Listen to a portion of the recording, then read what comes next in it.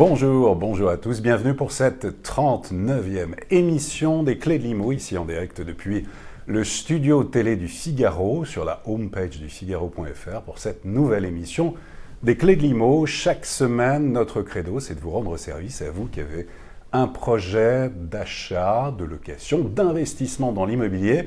Eh bien, on répond à vos questions ici en direct avec un expert en plateau. Alors, la semaine dernière, on a parlé SCPI, c'est très intéressant, avec Guy Marty. On a évoqué avec nos amis notaires le droit immobilier. Aujourd'hui, on va parler crédit. On va parler crédit immobilier et notamment l'assurance emprunteur qui représente un coût important sur l'ensemble d'un crédit immobilier. On va voir ça avec un expert, ou plutôt une experte, qu'on est très heureux d'avoir en plateau aujourd'hui. C'est Astrid Cousin. Bonjour Astrid. Bonjour Olivier. Alors, porte-parole de Magnolia.fr, quelques mots sur Magnolia.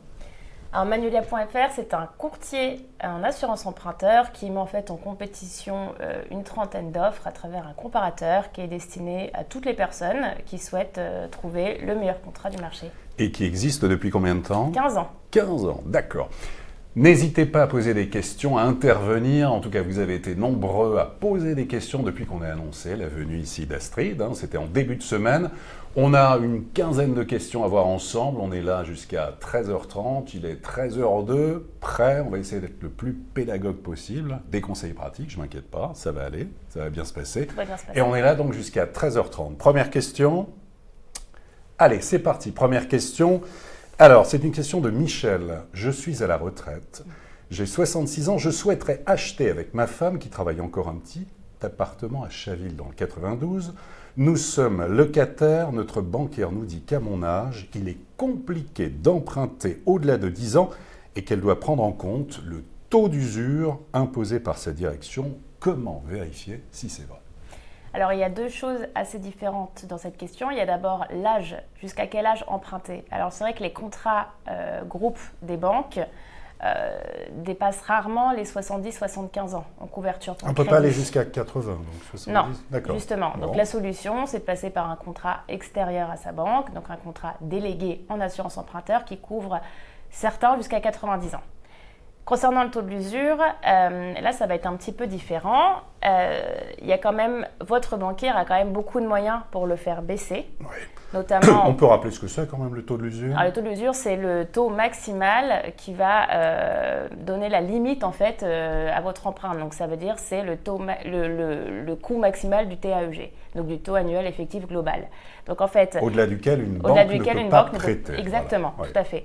Mais il y a quand même quelques solutions pour le faire baisser. Baisser les frais de dossier, les frais de commission. Mais ça peut être également aussi changer d'assurance en faisant baisser son coût.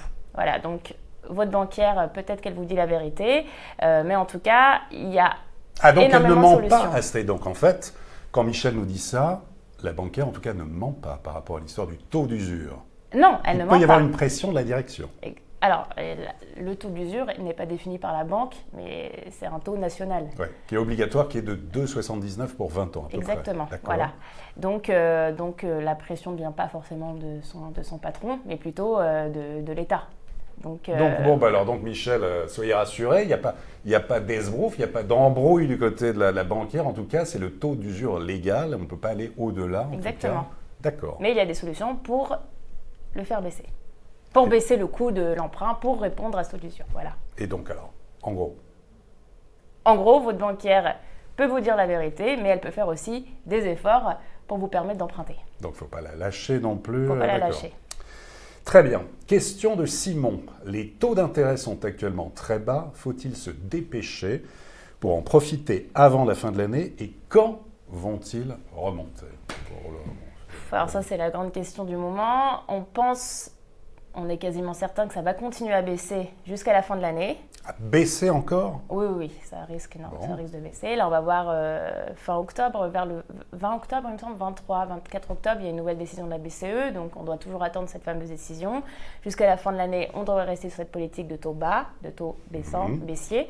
Et 2020, on verra, avec l'arrivée notamment de Madame Lagarde, on verra si la BCE peut-être prend une nouvelle dynamique et est-ce que ça aura un effet sur les taux de crédit. Ça, pour l'instant, on ne peut rien dire. Oui, donc là, Astrid, vous nous dites en fait, on est à 1,17% en moyenne, toute durée confondue. Ça, c'est le baromètre Crédit Logement CSA. Vous pensez, Astrid, qu'on peut aller encore plus bas? A priori, oui. L'engagement est pris. C'est très bien. Alors, Stéphanie, comment trouver des comparateurs de prêts concernant l'assurance emprunteur? Y a-t-il des référents dans le domaine? Et que représente le coût d'une assurance emprunteur sur le coût total d'un crédit? Question très importante. Alors, pour trouver un comparateur en assurance de prêt, il suffit d'aller sur un moteur de recherche et de taper « comparateur en assurance de prêt ». Il y en a quand même quelques-uns aujourd'hui. Donc ça, il n'y a aucun problème pour en trouver. Il y en a en ligne à la disposition de tout le monde. Concernant le coût de l'assurance dans le crédit, il augmente parce que plus les taux de crédit sont bas, plus le coût de l'assurance augmente. Donc avant, on était à peu près sur un ratio de 30%. Aujourd'hui, on attend les 40 à 50%. Donc l'assurance, c'est quasiment la moitié du coût du crédit. D'accord. Et quand vous disiez en fait les comparateurs, alors il y en a beaucoup aussi, on parle qu'est-ce que ça vaut, les lynx, les furets, tout ça? Est-ce que c'est adapté ou même les meilleurs taux aussi qui en profitent? Mais comment se positionner aussi par rapport à tout cela? Il y a plusieurs choses à regarder. Déjà, est-ce que le comparateur est indépendant? C'est-à-dire quand Mais c'est important de le dire. C'est très important. C'est très important là-dessus aussi. Il faut être transparent dans le domaine. Il faut être très transparent parce que si vous avez un comparateur qui est rattaché à un courtier en crédit, les courtiers en crédit sont rémunérés par les banques à 80-90%. Donc il va peut-être beaucoup moins se battre parce que les banques, c'est vrai qu'elles n'aiment pas trop qu'on aille prendre leur contrat. Un courtier en assurance et seulement en assurance, il est libre d'aller se battre jusqu'au bout pour faire passer votre contrat. Ça, c'est la première chose. La deuxième chose, c'est regarder l'exhaustivité de l'offre. Combien de contrats sont implémentés dans le comparateur? Il faut quand même un comparateur qui a au moins 20-25 contrats à mettre en compétition pour être sûr que vous ayez au moins un contrat adapté à votre profil. Troisième chose, ça va être sur le coût du service. Est-ce que le service est gratuit? Et s'il est gratuit, est-ce qu'il y a de l'humain derrière? Est-ce qu'il y a des personnes qui vont vous répondre au téléphone? Ça, c'est très important parce que le produit, l'offre assurance emprunteur, c'est un produit d'assurance qui est complexe.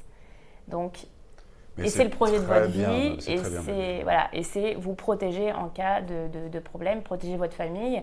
Et donc, c'est très important d'avoir quand même quelqu'un pour vous expliquer les choses oralement. Mais voilà, en tout cas, merci. Non, mais c'est un véritable conseil pratique. Il faut être transparent tout à fait dans le domaine. Et là, vous l'avez été parfaitement. Question de Sébastien, ancien gros fumeur, 2 paquets par jour. J'ai totalement arrêté il y a 1 an. J'ai 51 ans. J'ai entendu dire qu'il y avait récemment une loi sur le droit à l'oubli. Si je veux faire un crédit immobilier, je ne serai plus considéré comme fumeur et donc pas à risque. Alors là, il y a 2 notions qui n'ont, dans l'assurance emprunteur, pas de rapport. Et d'abord, le fait d'être fumeur. La compagnie d'assurance va vous considérer non-fumeur si vous avez arrêté depuis au moins 24 mois. Ça, c'est une première notion. Ah, voilà. 2 ans, c'est 2 pas ans. 1 an. Non, c'est 2 ans. Alors, il y a quelques contrats aujourd'hui qui ne font pas de distinction entre fumeur et non-fumeur. Ça, c'est une première chose. Et il y a d'autres contrats aujourd'hui qui acceptent au bout d'1 an d'arrêt de tabac, qui vous considèrent comme non-fumeur au bout d'1 an. Lesquels, par exemple? Les noms des Generali notamment. D'accord. Donc Generali, c'est quoi? C'est sur 1 an, 2 ans? Generali ne fait pas de distinction. Pas de distinction, d'accord. Donc vous êtes tranquille. Pour ceux qui le considèrent depuis moins d'1 an, j'avoue que je ne sais plus le nom de la compagnie. C'est pas grave. Mais en tout cas, voilà, il y a des offres très intéressantes pour les fumeurs et les tout juste non-fumeurs. Le droit à l'oubli, c'est totalement différent. C'est une notion différente qui concerne les personnes qui ont eu un cancer.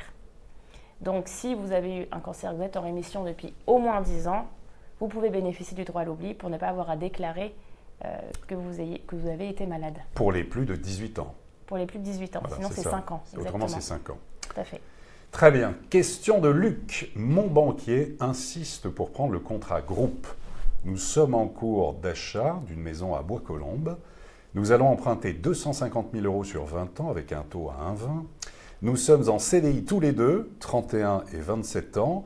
Si nous partons ailleurs pour une assurance de prêt, est-ce que la banque peut annuler notre crédit principal? Peut-on avoir un crédit maison dans notre banque et l'assurance ailleurs sans risquer de tout perdre? On entend tout et son contraire. Luc est un peu perdu. Alors, Astrid. Alors, il y a plusieurs choses là aussi. Tout d'abord, si votre banquier est un petit peu réticent au moment où vous êtes en pleine négociation de votre crédit immobilier, le conseil, ça reste quand même de choisir l'assurance de votre banque et de profiter de la loi Hamon qui vous permet de résilier quand vous le voulez la première année. Donc, prendre l'assurance de sa banque, ce n'est pas une fatalité. Voilà. Il y a quand même des solutions pour pouvoir en changer facilement. C'est totalement illégal, d'ailleurs, de faire pression auprès de l'emprunteur sur l'assurance de prêt. Oui, parce qu'il n'y a pas d'obligation au départ, c'est ça. Il y a même une obligation de déliaison depuis 2010, instaurée d'ailleurs par Madame Lagarde, mais qui n'est pas respectée. Voilà. Donc, en tout cas, si vous avez un petit peu de pression et si vous êtes pressé, choisissez l'assurance de votre banque, mais quittez-la le mois suivant. Oui, c'est ça, parce qu'on entend beaucoup de choses dans le domaine. Vous êtes très nombreux aussi à nous interpeller. On en parle souvent en interne sur les questions dans le forum là-dessus. La pression du banquier, elle est encore là. Beaucoup ont peur de cette pression. Si finalement on quitte, est-ce que du coup ça va bien se passer ailleurs? Est-ce que je pourrais avoir les mêmes conditions d'emprunt? Il y a beaucoup d'interrogations. Oui, logiquement. C'est pour ça. Alors, légalement, ils n'ont pas le droit de changer quoi que ce soit sur vos conditions d'emprunt si vous choisissez une assurance externe. Mais ce n'est pas forcément ce qui se passe. Si vous en changez, en tout cas, si vous souhaitez changer de contrat d'assurance pendant le crédit, en aucun cas, la banque ne va annuler votre crédit. Ça, c'est une chose très importante à faire. Voilà. Question suivante. Alors, c'est Thomas. Thomas nous dit, si les taux sont bas pour l'instant, les prix montent. Y aura-t-il, selon vous, un retournement, voire une bulle immobilière? Alors, je ne suis pas médium, mais c'est vrai que plus les taux sont bas, plus les prix montent. Ouais. Dans un contexte où on pense que les taux vont continuer à baisser, c'est vrai que la question est légitime. Cependant, les prix de l'immobilier commencent un petit peu à se stabiliser, notamment à Bordeaux, qui est connu quand même.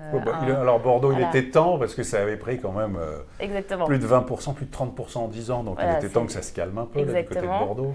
La seule ville où on peut se poser des questions, ça reste Paris, qui continue à augmenter, le prix du mètre carré continue à augmenter de manière terrible.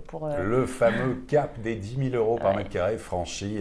On sera même à 10 300 euros par mètre carré en moyenne au mois d'octobre, selon les avant-contrats des notaires parisiens. Oui alors, donc Astrid.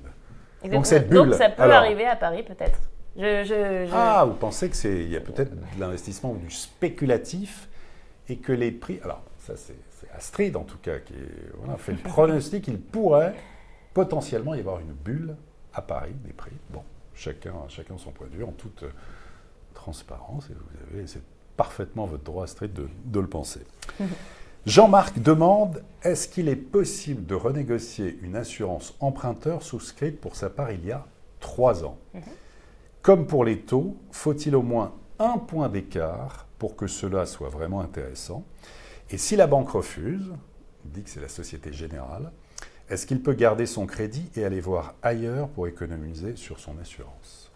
Alors, déjà 3 ans, c'est très très bien pour changer d'assurance. L'idée, c'est de se dire, il faut être quand même dans la première moitié de son crédit pour pouvoir changer d'assurance. Et là, ça devient vraiment intéressant. Et il faut aussi pas avoir passé des tranches d'âge assez symboliques, notamment les 50 ans, puisqu'à partir de 50 ans, chaque 3 ans, vous doublez quasiment le prix de votre assurance. Donc ça, c'est une première chose. Ensuite, excusez-moi, Ah oui, ensuite, à partir de... Comment sait-on si c'est intéressant ou pas? Oui. Alors, les calculs ne se font pas du tout comme avec le crédit immobilier. L'idée, c'est tout simplement justement d'aller comparer, de se servir d'un comparateur. Vous regardez le prix qu'on vous propose aujourd'hui, vous regardez combien vous payez actuellement. Ici, c'est plus intéressant. Au-delà de 1 000, 2 000, 3 000 euros d'économie, allez-y. C'est aussi simple que ça. Mais c'est aussi simple que ça. Bah oui, alors il faut le faire. Donc, il n'y a pas de problème. Et en tout cas, il est tout à fait en droit de changer son assurance emprunteur et son crédit immobilier peut rester, bien entendu, à sa banque. Donc, il n'y a pas on ne va pas dire une légende, mais cette histoire de point d'écart. On le dit souvent pour les taux, il faut qu'il y ait au moins un point d'écart entre le taux de crédit initial et puis le nouveau taux pour que ce soit intéressant, parce qu'autrement, avec les frais de dossier et tout ça, c'est pas la peine. Donc là, pour l'assurance emprunteur, c'est pas forcément... Non, bien sûr, non, c'est juste c'est très simple. Hervé dit, j'ai 45 ans. Je pratique l'athlétisme, très bien Hervé, et le saut en longueur en particulier depuis des années. On me dit que les sports d'impact sont dans la catégorie à risque. Est-ce que cela peut remonter le coût de mon assurance emprunteur? J'ai en projet d'acheter une maison près d'Antibes.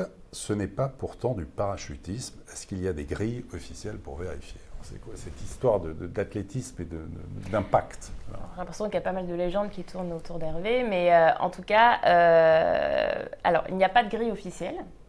Chaque compagnie a sa propre grille de sport à risque, mais on retrouve quand même. Donc alors les sports à risque, lesquels? Parachutisme, effectivement, voilà, parachutisme, quoi, escalade, qu'est-ce qu'il y a?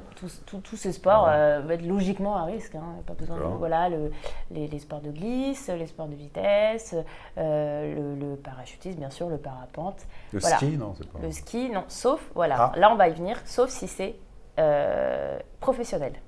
D'accord. Donc le ski, tout comme l'athlétisme, si c'est pratiqué de manière professionnelle, ça peut poser des problèmes. D'accord. Donc la personne peut être Et là, exclue. c'est pas un contrat à part. Donc si c'est dans le cadre d'une activité professionnelle sportive, non, c'est pas un contrat à part. Non, c'est un contrat comme un autre, sauf qu'il risque d'être exclu sur sa pratique de sport professionnel. Mais en tout cas, si ce monsieur le pratique tous les samedis dans un club avec ses amis, logiquement, ça ne devrait pas poser de problème. Oui, parce que si c'est un sportif professionnel, on peut se dire aussi qu'il est en super santé. Enfin, d'un autre côté, donc il va récupérer sur ce qu'il peut perdre d'un côté. Mais le problème, c'est qu'il gagne, il gagne de l'argent sur sa pratique professionnelle. S'il se blesse, il ne gagne plus d'argent, donc il est plus censé. Voilà, c'est pour ça que les pratiques professionnelles sportives sont particulièrement regardées de très près par les compagnies. D'accord. Donc, et là, pour répondre typiquement à Hervé, donc Hervé qui pratique le saut en longueur, a priori, l'histoire de l'impact, non, c'est bidon. Bon, Hervé, c'est bidon. Question de Mathias. On dit qu'il existe des courtiers spécialisés dans l'assurance emprunteur, mais beaucoup l'affirment sur Internet. Sur quels critères, en fait, juger pour trouver le ou les bons? C'est un petit peu ce que je vous ai dit tout à l'heure. Regardez un petit peu s'il fait que de l'assurance et qu'il ne fasse pas du crédit également, parce que sinon, comme je vous ai expliqué tout à l'heure, ça peut dire qu'il a un rapport financier très ambigu avec les banques. Regardez la qualité du service, regardez s'il y a des personnes pour vous répondre au téléphone, regardez s'il y a de l'humain, regardez la qualité, depuis quand le comparateur est là, depuis qui est le courtier derrière. Est-ce que c'est quelqu'un qui fait partie du marché depuis quelque temps, qui va vous apporter une expertise? Voilà, toutes ces choses-là. Voilà, c'est le cas de Magnolia. C'est le cas de Magnolia, exactement. Il faut le dire, ça c'est pas... Nico, les questionnaires de santé sont-ils les mêmes dans toutes les banques? Quelles sont celles qui sont les moins regardantes? Et qu'en est-il du secret médical? Alors, le questionnaire de santé diffère de compagnie en compagnie. Donc voilà, vous allez en avoir un différent, mais souvent ça reste quand même des petites choses. Et on sait sur quelle banque elle est plus dure, entre guillemets? Alors déjà, ce n'est pas les banques, parce que les banques distribuent des produits d'assurance. Ouais. Donc, il faut focaliser sur la compagnie d'assurance. La compagnie. Alors, la compagnie, est-ce qu'il y a alors des réputations Alors, non, il n'y a pas une compagnie plus cool qu'une autre. En revanche, il y a des compagnies qui vont être beaucoup plus tolérantes sur certaines pathologies. Par exemple, il y a des compagnies qui vont être très sympas avec les diabétiques ou avec les personnes en surpoids ou avec les fumeurs. Voilà. Donc, c'est plein de choses à savoir, mais pour ça, c'est vrai qu'il faut avoir derrière un expert qui sait exactement, selon votre pathologie, où envoyer votre dossier. Voilà. Et ça, il n'y a pas de comparateur, il n'existe pas, qu'on puisse voir comme ça, ce serait bien. Le médical, on a interdiction de poser des questions médicales. Bien sûr. Voilà. Donc, ça se fait vraiment en secret avec la compagnie. Justement, et voilà, justement, qu'en est-il sur le secret médical? Jusqu'où on peut aller, en fait? Là, c'est du ressort de la compagnie et c'est sa principale problématique, le médical et le secret médical. Donc là-dessus, il n'y a aucun souci à se faire. D'accord. Question de Sylvie. Que pensez-vous de l'assurance emprunteur pour les travailleurs non salariés, c'est mon cas, non couverts par la Sécu? Pour les travailleurs non salariés. Les travailleurs non salariés, c'est vrai qu'ils risquent de payer plus cher leur assurance parce qu'ils sont quand même un profil un petit peu plus à risque qu'un autre. Mais là encore, ça va dépendre de la profession exacte que vous exercez, parce que si vous êtes travailleur non salarié, mais que vous êtes médecin généraliste, à votre compte, vous risquez d'être moins embêté que si vous êtes artisan. Voilà, clairement, ça va vraiment dépendre de la profession que vous exercez. Mais c'est vrai que pour les travailleurs non salariés, on va peut-être devoir demander un peu plus de choses. notamment peut-être un apport plus conséquent. D'accord, ah oui, donc on se rattrape entre guillemets là-dessus, Voilà. d'accord. Peut-être d'être 2 également, Ouais. ça va dépendre que la profession, que votre. S'il y a un co-emprunteur, mais quelle profession il exerce. Et voilà, mais en tout cas, ça va vraiment dépendre de la profession exacte que vous exercez, mais sachez en effet que ça peut être un petit peu plus cher dans votre cas. D'accord, mais c'est en tout cas très bien de le dire, c'est très transparent. Allez, on prend une dernière question de Steven. Pour la date anniversaire de l'échéance annuelle, permettant d'en changer d'assurance emprunteur, chaque banque fait ce qu'elle veut. Date de la signature, date de l'offre, de la fin de contrat, c'est n'importe quoi. Que dit en fait la loi ? Alors, la loi, depuis très peu de temps, enfin, ce n'est pas la loi, parce qu'en fait, justement, quand cette possibilité de résilier annuellement son assurance emprunteur, c'est vrai que la date n'avait pas été définie. Ce qui a permis... D'où la confusion entre la date des faits, d'accord. Voilà, ce qui a permis de faire perdre beaucoup de temps aux autres acteurs, aux acteurs de la délégation d'assurance, qui ont passé 4-5 mois à comprendre quel établissement considérait quelle était la bonne date. Voilà, donc il y en avait 4.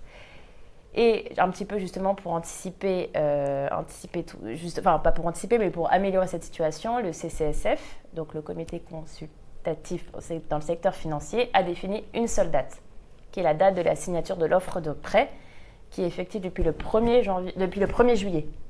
Donc ça fait à peine 3 mois que finalement, aujourd'hui, on a une date officielle. Et le sénateur Bourquin, qui est en charge de cette fameuse loi, va proposer et va surtout imposer à ce qu'on écrive noir sur blanc dans la loi qu'il y a une seule et unique date. Voilà, donc dans quelques mois, ça risque d'être officiel.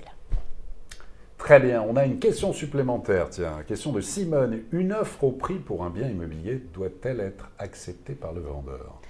Alors, ça va vraiment dépendre, là encore, du marché, Bien de la sûr. région, du bien immobilier. Est-ce que c'est un bien exceptionnellement bien placé ? Combien de personnes sont sur le dossier ? Donc ça, je pense que c'est vraiment propre à chaque opération immobilière. Très bien. En tout cas, voilà, il est quasiment 13h30, ça s'est très bien passé. Astrid Cousin, spécialiste de l'immobilier au sens large, du crédit immobilier et plus particulièrement de l'assurance emprunteur. Merci en tout cas pour vos questions. Il y en aura d'autres aussi, ça va continuer. N'hésitez pas sur le forum 24h/24. On peut répondre, se répondre les uns aux autres. Vous reviendrez, Astrid ? Bien sûr. Elle reviendra. Voilà. Quant à nous, on se retrouve la semaine prochaine. Là, on parlera de placement immobilier. Très bon week-end à tous et donc à très bientôt pour une prochaine émission des Clés de l'Immo.